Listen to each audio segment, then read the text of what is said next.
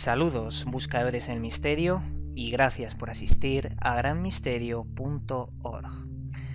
En este videoprograma vamos a tratar la temática del ADN, ya que en el ADN existen multitud de secretos y muchos misterios que no nos han contado, porque sencillamente hay científicos que no se atreven a dar ese paso. Y para ello contamos con nuestro amigo David Parcerisa, un investigador que ha dedicado mucho tiempo y esfuerzo en analizar el origen del ser humano. ¿Qué tal estás, David? Hola Iván, aquí estamos. Antes de empezar me gustaría indicar unas ideas que nos propone un curioso libro, un libro que seguramente conocerás y muchos que nos escuchan también lo conocerán, 2001 Odisea en el espacio, ya que en este libro nos propone la idea de que una civilización extraterrestre nos visita, encuentra el planeta Tierra y en este planeta encuentra a los homínidos. ¿Qué es lo que hace con estos homínidos? Les impone una prueba. Y esa prueba consiste en esconder en la Luna un monolito. ¿Por qué hacen esto? Lo hacen para comprobar si ese homínido que vivía en las cavernas algún día será capaz de salir y buscar con su tecnología nuevos horizontes. Lo que estamos viendo aquí es una invitación. Esto es ciencia ficción, pero ¿qué pasaría hoy en día en la realidad? ¿Es posible que una civilización nos visitara? Y si es así, ¿es posible que de alguna forma nos dejaran una reseña? ¿Tú qué opinas, David, sobre esto? Bueno, yo creo que Stanley Kubrick más que nada utilizó ese argumento como un pretexto para revelar otras cuestiones quizás no tan lejanas y tan de ciencia ficción, sino más próximas a la realidad, a la realidad del planeta Tierra y sobre todo sobre esas élites que él conocía también.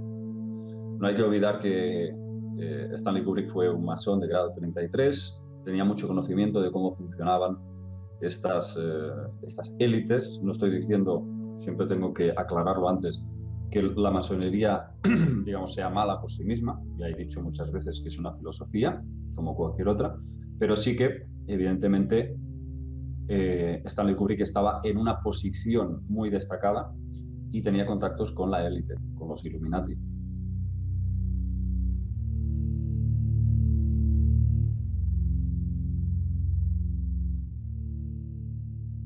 Entonces, a raíz de eso, yo le concedo más importancia a esta película 2001, más que el argumento, las claves que él va ofreciendo a lo largo del film. Yo creo que es una forma simbólica de expresar, pues sí, el descubrimiento de otras civilizaciones y todas esas pistas que tú nos estás comentando, pero más allá de eso, yo creo, personalmente, que hay entidades, o sea, hay confederaciones de mundos, como un poco como la serie Star Trek, y que realmente existen pues unas luchas, unas pugnas muy grandes entre seres de luz y seres de oscuridad, seres regresivos y seres que están luchando para la evolución de los mundos. Entonces, bueno, a mí, la verdad, como argumento 2001, a mí me deja mucho que desear. Pero hablando de películas, siempre tendríamos que separar los films, las películas y los libros, porque parece ser que cuando las adaptan o no la pueden adaptar del todo o censuran la mitad de las cosas.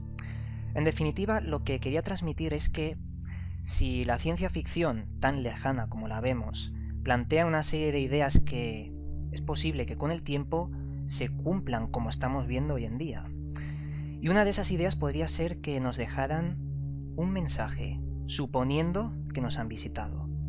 Y ese mensaje podríamos tenerlo en el ADN, y así lo dicen científicos de la talla como el señor Paul Davies, un investigador del proyecto SETI, que para el que no lo sepa, es un proyecto que intenta buscar vida inteligente en el espacio por métodos científicos, y que de alguna forma este señor, este físico teórico, se lanzó haciendo una serie de revelaciones, jugándose su carrera, diciendo que de verdad había encontrado una serie de patrones muy misteriosos y extraños dentro del ADN, como una serie de mensaje codificado. Bueno, evidentemente es una memoria cifrada, que es lo que llaman el código del ADN basura, que como tú has dicho antes, hemos estado comentando que es casi creo un 98%. O sea que imagínate, tenemos solamente un 2% de activo, ¿no? De esa memoria genética activa, en plena funcionalidad. Pero, ¿qué podríamos hacer si utilizáramos todo el potencial que llevamos dentro? Y que probablemente estos seres que de alguna forma nos crearon, porque no es exactamente esa la palabra, sino que parece que nos manipularon, o nos mezclaron o nos hibridaron, pero la creación en sí es un tema muy, muy serio como para afirmarlo tajantemente. Puede ser que haya habido un poco de lo que comentan contactados como Alex Collier o Bárbara Marciniak. Los dos vienen a decir prácticamente lo mismo de diferente forma, ¿no? Cambia un poco la forma, pero el contenido viene a ser el mismo. Y es que hace millones de años probablemente ya existían estos seres, ya vinieron aquí para realizar lo que sería un proyecto de biblioteca viviente. Biblioteca viviente es, pues eso, crear una serie de entidades probablemente procedentes del mono originalmente, pero poco a poco pues las van haciendo avanzar. Luego nosotros evidentemente lo interpretamos como un síntoma de evolución natural, de evolución, bueno, pues al estilo darwinista, pero que quizás ha habido esa intervención, ese plus extra para hacer que esos homínidos vayan cada vez pues desarrollando más capacidades, más inteligencia y más maniobrabilidad también, porque no hay que olvidar que el tema de los movimientos, de la forma de desenvolverse, pues es capital para la supervivencia, ¿no? Entonces, vale, cada vez van mejorando y aquí es una de las cosas que nos explica por la teoría evolucionista cómo es posible que hemos pasado de un ser que tiene pues 5 veces más de músculo, de hueso, o sea, los huesos son muchísimo más duros. Ellos se cortan y no necesitan para nada pues, hacerse puntos ni necesitan taparse la herida, se cura sola, se cicatriza sola. Nosotros tenemos el tejido adiposo, que es una serie de grasas subcutáneas que evidentemente pues, nos hacemos un tajo y como no nos tapemos, aquello se pudre. Entonces, hay una serie de desventajas en relación al ecosistema, al medio, que eso no puede hacer la evolución. La evolución, si acaso, puede hacer seres, pues al contrario, mucho más resistentes. Si estos seres, estos casi seres de luz, seres cósmicos con capacidades para sembrar de vida, serían algo así como jardineros cósmicos, hubiesen implantado aquí en la Tierra un plan de evolución, un plan de creación humano. Y hubiesen dejado desperdigado en la genética de los homínidos este linaje de varias razas. Eso es lo que dice Alex Collier también. Dice que el ser humano contiene, pues, como biblioteca viviente, un total de 22 genes alienígenas. Y eso sería no de los Anunnaki, sino de estas otras confederaciones de mundos, confederaciones de la luz, que supuestamente habrían implantado todo esto. Luego entran en escena estos reptilianos Anunnaki y boicotean, sabotean este proyecto de vida, proyecto de la biblioteca viviente, y lo que hacen es emplear esa materia prima que acabamos siendo nosotros para utilizarnos. ¿De qué forma? Como baterías, un poco como Matrix. Utilizan el ser humano como un generador de vibraciones, de energías útiles para alimentarse, porque estamos hablando de entidades que vibran en frecuencias muy densas y se alimentan del sufrimiento. La mente humana, bajo ciertos estados de shock emocional, emite una serie de vibraciones a las que ellos se proveen. Es como un sustrato vital. Entonces, bueno, entender esto es muy complejo, entiendo que es chocante decirlo así, pero realmente es algo que nos ha conducido a muchísimos investigadores de todas partes del mundo. Y todos llegamos a lo mismo. Yo diría que será por algo. Como bien sabrás, el investigador Lloyd Pike, que creo que falleció hace poco, mandó analizar el cráneo del niño de las estrellas, un extraño esqueleto que se encontraron en una mina de Chihuahua y que supuestamente presenta las características esenciales para considerarlo una hibridación de extraterrestres con los humanos. Este cráneo, este extraño esqueleto, del cual solo se conservó el cráneo, y en el 2013, 2010 y 2011 sacaron una serie de estratos, una serie de informes que decían que la madre era de origen humano y el padre totalmente desconocido. También hay muchas personas que dicen que esto era manipulación y mentiras. No sé tu opinión al respecto, David. Bueno, yo estuve a puntito de conocer a Lloyd Pye, porque tengo una amiga que lo entrevistó más de una ocasión, y yo, por lo que he oído decir de este señor, pues es bastante bueno, por no decir muy positivo. Con lo cual, no tengo ninguna duda de que siguió una investigación bajo un enfoque noble, auténtico, y sí creo que esos análisis revelaron que efectivamente la madre era terrestre, pero el padre totalmente con unos genes alienos a la propia Tierra. Entonces podríamos hablar de un híbrido. Evidentemente, ese ser tiene un cráneo abombado, extrañísimo, y sobre todo a mí lo que más me llama la atención son los ojos, con unas cuencas oculares pues muy grandes, muy inusuales.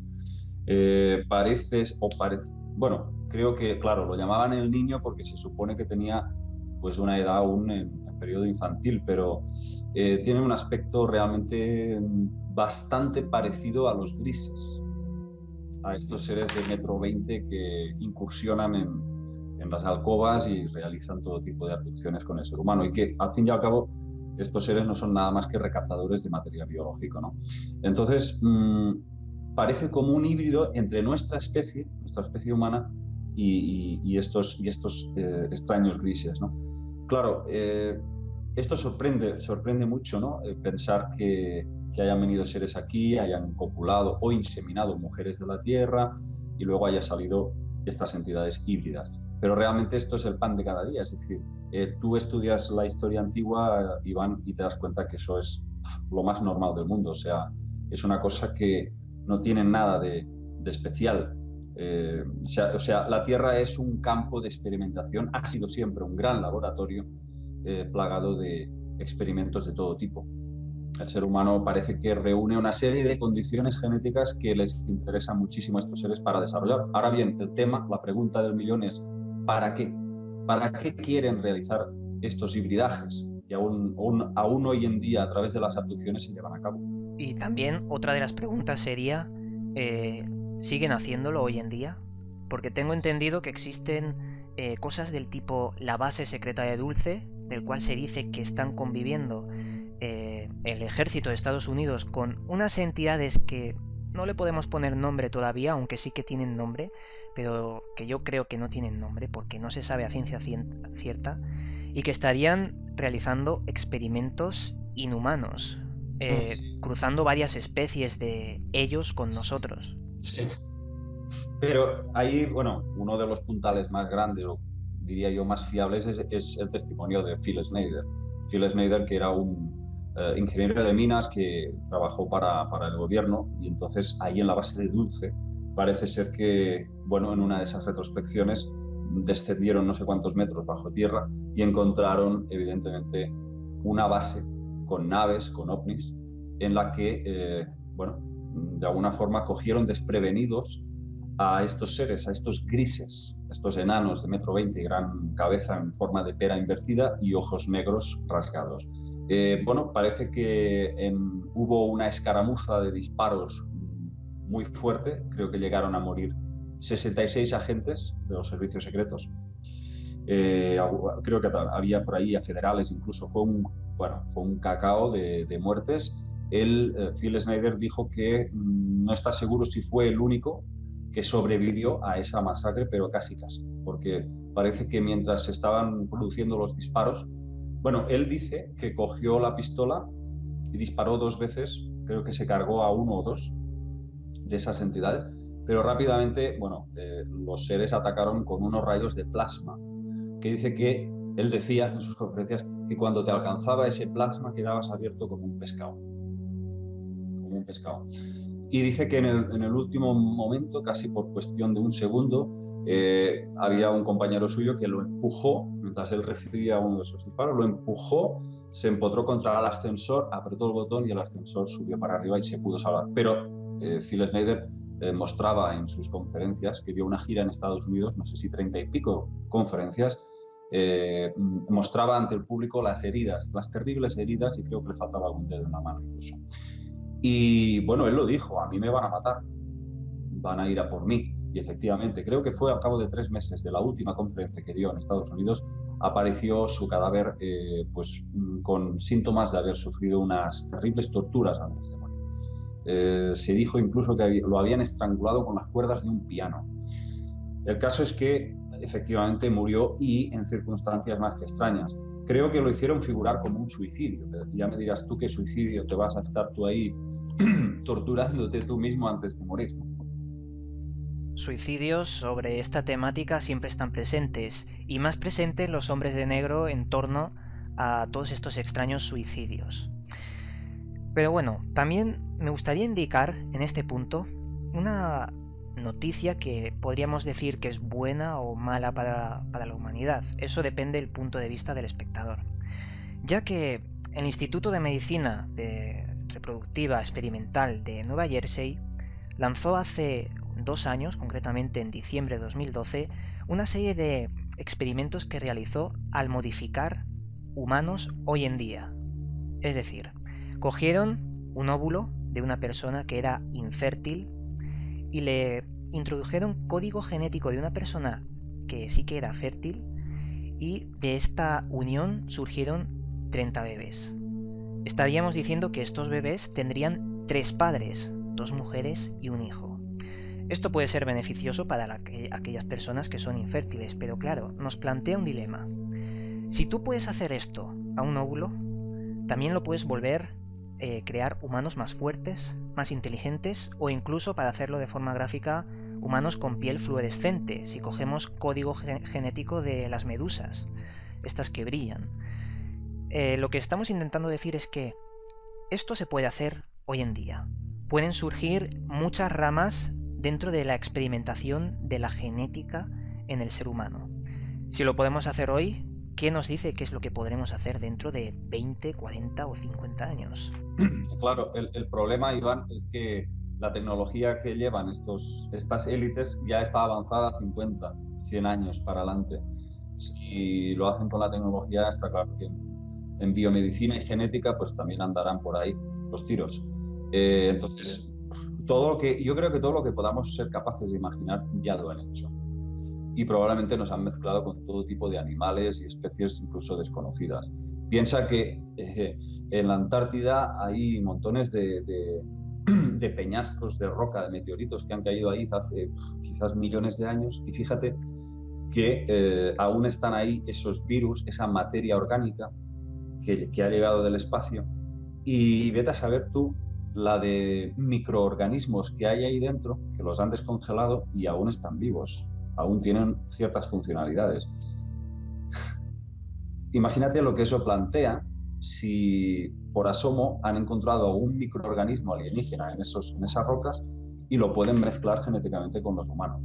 O sea, pueden hacer lo que realmente les venga en gana. Y eso ya sin hablar de esas bases militares que tienen bajo tierra, subterráneas, que algunos hablan de grandes metrópolis, en donde se realizan experimentos de todo tipo. Se hablan de incluso que se desplazan bajo tierra con una especie de trenes eléctricos a gran velocidad, y que pueden recorrer pues, miles de kilómetros en pocas horas, recorriendo bajo nuestros pies. Y todas estas bases pues, estarían evidentemente experimentando con todo tipo de especies. Hay testigos que han visto en la base de Dulce y bajo el aeropuerto de Denver, donde parece que también apuntan ahí algunas fuentes, de que hay jaulas con criaturas deformes que han sufrido todo tipo de modificaciones genéticas. Personas entrecruzadas con reptiles, entrecruzadas con múltiples especies de animales, ¿no? Entonces, bueno, ahí están esos testimonios, esas fuentes, que algunas, desde luego, no son 4 tontetes que hablan, ¿eh? Aquí cada vez hay más gente que está mojándose. y mojándose en serio. Estamos hablando de, por ejemplo, ahora el exministro de Canadá, exministro de Defensa de Canadá, Paul Hellyer, que ha hablado de que como mínimo hay 2 extraterrestres trabajando para el gobierno norteamericano. O, por ejemplo, tenemos a Simon Parkes, otro político británico que está contando de que desde que era niño tiene contactos con alienígenas y que lo llegan a abducir hasta 4 veces al año. Ese hombre es increíble verlo hablar, con la naturalidad con que cuenta sus experiencias. Y no tiene miedo ya de que la gente lo tome por loco. Y es increíble, o sea, y luego está pues Nick Pope, por ejemplo, ex ministro de Defensa británico, que también lleva un montón de años desclasificando casos de ovnis. O sea, que es que ya no es una cosa de, como los años 70, siempre decían, no, si 4 campesinos que han dicho que han visto un platillo volante.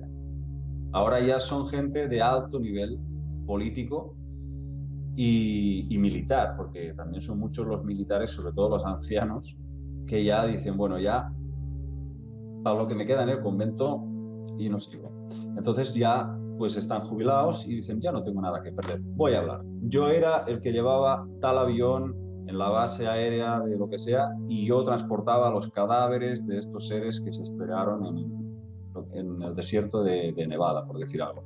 Es decir, cada vez salen más personalidades de alto nivel.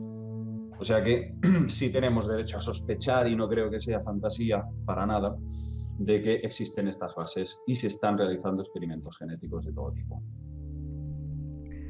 Y además, estos experimentos nos plantearían una serie de dudas. Si se puede hacer, no cabe duda de que lo han hecho. Eso está más claro que el agua. Y la tecnología que tenga el gobierno militar, muy diferente a la que nos muestran, será, como bien has dicho, 100 años o incluso más. Tienen todo lo que nos podamos imaginar. Y hablando sobre experimentos genéticos, ¿es posible que Estados Unidos o estas entidades utilizaran la clonación para favorecer sus intereses? La clonación aparece en varios casos de ovnis. Y ahora mismo estoy estudiando un caso que de momento no lo voy a dar a conocer aún porque necesitamos un poco más de información, pero parece ser que hay detrás unos intereses que no somos capaces de entender. ¿Cómo es posible que a ciertas entidades, no sabemos de dónde proceden, les pueda interesar hacer un doble de un ser humano, infiltrarlo en la Tierra, y ese humano se supone que lo debe de saber que es un doble? Y sin embargo, hace una serie, o sea, está infiltrado en nuestra sociedad, está trabajando, está haciendo una vida aparte. Y aquí tengo yo un montón de testimonios de gente próxima a estas personas que los han visto en otros puntos donde no podían estar. O sea, que es que tengo las evidencias. Esto, delante de un tribunal de justicia, tiene la misma validez que un caso criminológico. Es decir, contamos con testimonios de que estos clones existen y de que estos extraterrestres han realizado estos dobles. Con lo cual, a mí ya no me queda ninguna duda de que esto es así. Lo que me queda por saber es por qué se realizan estas cosas. Entonces, si existieran casos de estas entidades que realizan clones a ciertos individuos, tendrán que extraerles el ADN. Y para ello, claro, y para ello también tendríamos muchas más evidencias de cómo, cuándo y por qué. Para finalizar este vídeo, que creo que ya se nos está haciendo bastante largo, hemos tocado muchos temas, aparte del ADN, me gustaría lanzarte la última pregunta. ¿Tú crees que estas entidades que nos manipularon y que están en las sombras volverán y se harán presentes hacia toda la humanidad en algún momento? Bueno, yo te voy a responder lo que realmente pues suelo responder siempre en este caso. Creo que existen una serie de leyes cósmicas universales que impiden una intervención directa con una civilización que está en proceso aún de evolución. Parece que hay como un umbral a nivel de conciencia que, digamos, no pueden intervenir hasta que los seres humanos que están en dicho proceso pasen ese umbral. Un umbral de percepción, un umbral de ética, de moral, quizás también de inteligencia, pero a un nivel quizás más emocional. parece que el ser humano está aún en el amanecer de un despertar de conciencia. Entonces, yo creo que hasta que no seamos capaces de cruzar ese umbral por nosotros mismos, ellos no se van a dejar ver.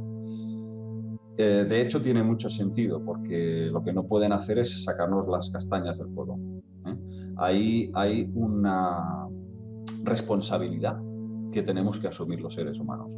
Pero sí creo que existe una excepción. Lo he dicho muchas veces. Si el lado oscuro decide dar un paso más allá de lo que kármicamente nosotros nos merecemos, sí pienso que los buenos de la película, por decirlo así, van a intervenir. Lo que no van a permitir, desde luego, es que arrasen con la especie humana a través de guerras, a través de armamento atómico y vaya, digamos, a sabotearse este plan de vida que desde lo más alto se estableció para que evolucionáramos. Mira, eso me recuerda mucho a extrañas desintegraciones muy raras de grandes meteoros que tenían una probabilidad de cargarse el planeta Tierra. Como si hubieran intervenido una serie de factores que no tenían, bueno, que la sociedad no podría pensar. Y podríamos mencionar el meteoro, el cometa Elenin, por ejemplo, ya bastante perdido en el tiempo, todo el mundo hablaba de él, luego posteriormente de Ison, y este creo que fue un poco más natural, pero sí que existieron ciertas entidades que envolvían a este objeto. Pero bueno, esto también sería otro tema. Te damos las gracias por haber estado con nosotros en este debate y te invitamos para el próximo. Por supuesto, Iván, cuando tú quieras. Vale, os mandamos un cálido abrazo y nos volveremos a ver en otro vídeo.